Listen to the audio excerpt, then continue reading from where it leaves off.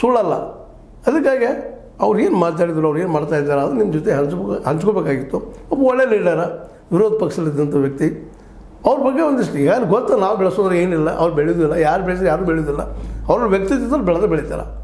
ವ್ಯಕ್ತಿತ್ವ ಬೇಕು, ಜೊತೆಗೆ ಖರ್ಚೊಳಗೆ ಹಣನೂ ಬೇಕು. ರಾಜಕೀಯದಲ್ಲಿ ಇವತ್ತಿನ ರಾಜಕೀಯದಲ್ಲಿ ಪ್ರಾಮಾಣಿಕರಿಗೆ ಅವಕಾಶ ಇಲ್ಲ. ಸೆರೆ ಕೊಡೋಕೆ ದುಡ್ಡಿಲ್ದವ ಇಲ್ಲಿ ಆಯ್ಕೆ ಆಗೋದಿಲ್ಲ.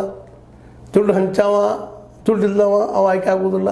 ಎಷ್ಟೋ ಪ್ರಾಮಾಣಿಕರು ನಿಮ್ಮ ಸೇವೆ ಮಾಡ್ತಾನಂದ್ರೆ ಯಾರು ಜನ ನಂಬೋದಿಲ್ಲ. 500,000 ಹೇಳಿದವಪ್ಪ, ಈಗ ಹೊಸದು ಶುರು ಆಗಿದೆ ಗ್ಯಾರಂಟಿ.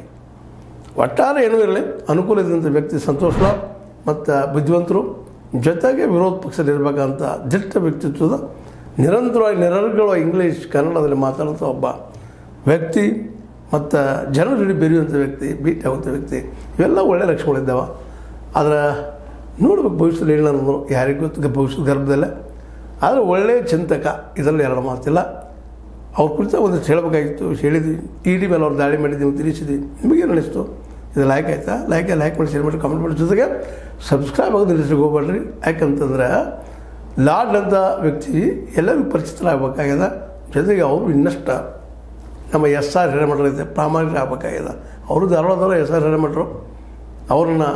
ಅವ್ರ ವಿಚಾರಗಳನ್ನು ಹೆಂಗಿದೆ ನೋಡಿಕೊಂಡು ಇವರು ಚೇಂಜ್ ಆಗಲಿ ನಮ್ಮ ಉದ್ದೇಶ.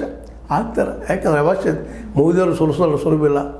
ಮೋದಿಯವರು ಸೋಲಿಸ್ಬೇಕಾದ್ರೆ ನೀವು ಮೊದಲು ಪ್ರಾಮಾಣಿಕ ಆಗಿರ್ಬೇಕಾಗ್ತದೆ, ಮ್ಯಾಕ್ಸಿಮಮ್ ಪ್ರಾಮಾಣಿಕ. ಅಲ್ಲಿ ಅಡ್ಜಸ್ಟ್ಮೆಂಟ್ ಬೇರೆ, ಅದು ಅಡ್ಜಸ್ಟ್ಮೆಂಟ್ ಪೊಲಿಟಿಕ್ಸ್ ಅಂದ ತಕ್ಷಣ ನಮ್ಮ ಯತ್ನಾಳ್ ಬರ್ತಾರೆ. ಇರಲಿ ಅಂತ ಹೇಳ್ತಾ ಲೈಕ್ ಮಾಡಿ, ಶೇರ್ ಮಾಡಿ, ಕಮೆಂಟ್ ಮಾಡಿ. ಜೊತೆಗೆ ಸಬ್ಸ್ಕ್ರೈಬ್ ಮಾಡಿ ನಿಲ್ಲಿಸ್ಲಿಕ್ಕೆ ಹೋಗ್ಬೇಡ್ರಿ. S60 ನ್ಯೂಸ್ ಅರ್ಥಾತ್ ಹೇಗೆ ವಂದನೆಗಳು.